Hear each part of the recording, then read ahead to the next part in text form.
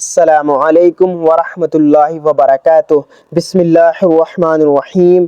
حدیث عبداللہ بن مسعود رضی اللہ عنہ کہتے ہیں کہ میں نے نبی کریم صلی اللہ علیہ وسلم کو فرماتے ہوئے سنا، اللہ تعالیٰ اس شخص کو تر و تازہ اور خوش رکھتے ہیں جس نے مجھ سے کوئی بات سنی، پھر اس نے اسے جیسا مجھ سے سنا تھا ہو بہو دوسروں تک پہنچا دیا۔ جمعرات کے دن یہ 6 دعائیں پڑھ لیں۔ ایسی 6 دعائیں آپ کو بتاؤں گا، یہ دعائیں آپ نے جمعرات کے دن پڑھنی ہے۔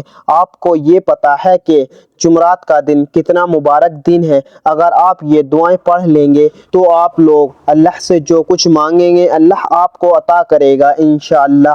دعا نمبر 1، یا ارحم الراحمین۔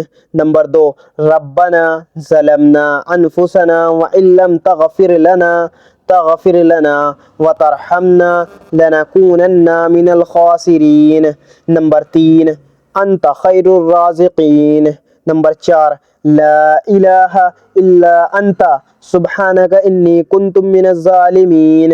نمبر 5، ربنا آتنا فی الدنیا حسنہ وفی الآخرۃ حسنہ وقنا عذاب النار۔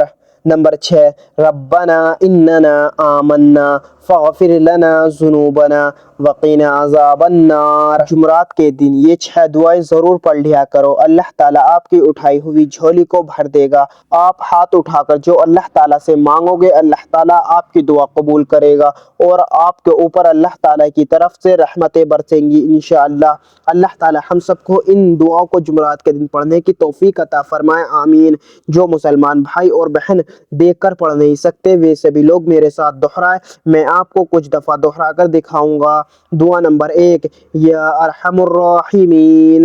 نمبر 2، ربنا ظلمنا انفسنا وان لم تغفر لنا وترحمنا لنكونن من الخاسرین۔ نمبر 3، انت خیر الرازقین۔ نمبر 4، لا الہ الا انت سبحانک انی کنت من الظالمین۔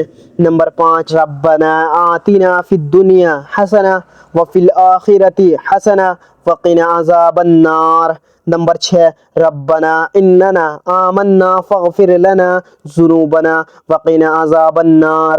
اللہ تعالی ہم سب کو ان دعاؤں کو پڑھنے کی توفیق عطا فرمائے، آمین۔